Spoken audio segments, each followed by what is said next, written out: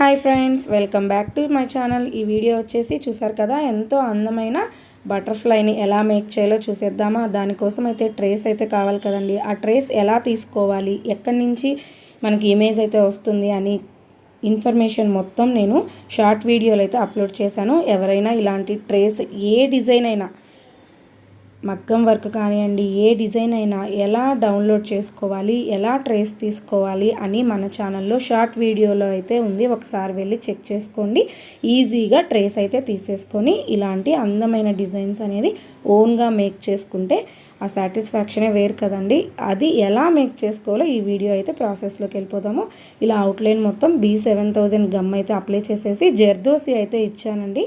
Zardozi outline మొత్తం ఇచ్చేసి లోపల కూడా నేను B7000 గమ్మే అయితే యూస్ చేశాను. చిన్న చిన్న బీట్స్ కదా, బాగా స్టిక్ అవ్వాలంటే ఈ గమ్ కొంచెం ఎక్కువగా అప్లై చేసుకొని జస్ట్ 1 మినిట్ డ్రై అయ్యాక స్టిక్ చేసుకుంటే కదలకుండా స్టిక్ అయిపోతాయి. చాలా ఈజీగా స్టిక్ అయిపోతాయి. ఒకసారి మీరు ట్రై చేయండి. ఈ ప్రాసెస్ అనేది కొంచెం డ్రై అయ్యాక మనం ప్రాసెస్ స్టార్ట్ చేస్తే చాలా ఈజీగా స్టిక్ అయిపోతాయి.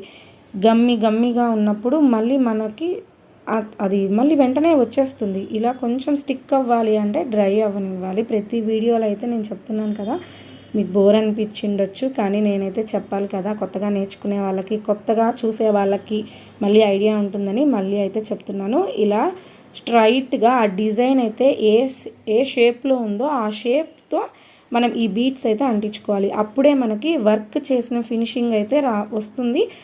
ఏదైనా మనకి లుక్ అనేది ఫినిషింగ్లోనే ఉంటుందండి. గజిబిజిగా అంటిస్తే ఆ ఫినిషింగ్ వేరే ఉంటుంది. ఇలా లైన్గా అంటించామంటే చూడ్డానికి దూరం నుంచి ఇది వర్క్ చేశారు, మగ్గం వర్క్ కానీ అలా వర్క్ చేశారు అని అనిపించాలి అంటే కొంచెం ఓపిక అయితే కావాలి. ఓపికగా మనం ఏ డిజైన్ అయినా మనం ఇంట్లో మన చేతులతో మనమే మేక్ చేసుకుంటే ఆ సాటిస్ఫాక్షన్ అనేది చాలా బాగుంటుందండి. మనకు కానీ పిల్లలకు కానీ ఇలా చిన్న చిన్నవి ఇంట్లోనే తయారు చేసుకుంటే మనకి కాలక్షేపంగా ఉంటుంది, మనీ సేవ్ అవుతుంది. మన పిల్లలకి మన డ్రెస్సులకి మ్యాచింగ్ హెయిర్ బ్యాండ్స్ కానీ, క్లిప్స్ కానీ, లబ్బర్ బ్యాండ్స్ కానీ ఎవరు ఏది యూస్ చేస్తే అవి ప్రాసెస్ ఒకటే అయినా కూడా మనం యూస్ చేసే మెథడ్ బాగుంటే అవుట్లుక్ అనేది చాలా బాగుంటుంది. చూసారు కదా, నేను ఏ షేప్ అయితే ఉందో ఆ షేప్ వెంబడి సీక్వెన్స్లో అయితే ఇలా బీట్స్ అన్నీ అంటించేసాక ఆ మిడిల్ గ్యాప్ వచ్చేసి ఎంబోజింగ్ లాగా ఈ ఐ షేప్ కుందన్స్ అయితే యూస్ చేశాను. దానికి కూడా B7000 గమ్మే యూస్ చేశాను. ఈ గమ్ వచ్చేసి కొంచెం స్ట్రాంగ్గా ఉంటుంది, లైఫ్ ఎక్కువ ఉంటుంది, ఊడిపోకుండా ఉంటుంది.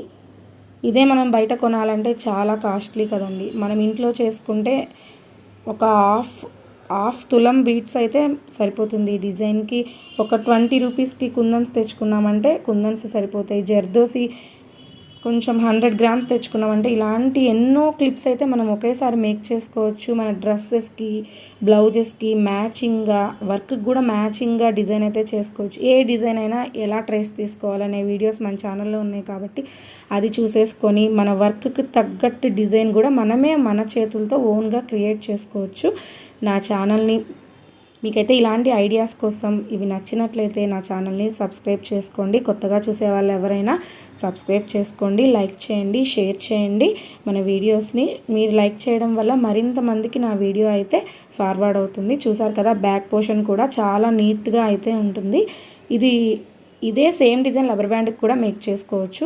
ఏదంటే కార్డ్బోర్డ్ మాత్రం ఏదైనా ఒక షేప్ కట్ చేసి స్టిక్ చేసుకోండి, సరిపోతుంది. ఇది హెయిర్కి పెడితే చూసారు కదా ఎంత లుక్ ఉంటుందో. అదే డ్రెస్కి మ్యాచింగ్ వేసుకొని మనం ఫంక్షన్స్కి వెళ్ళేటప్పుడు పెట్టుకుంటే చాలా చాలా బాగుంటుందండి. Thanks for watching.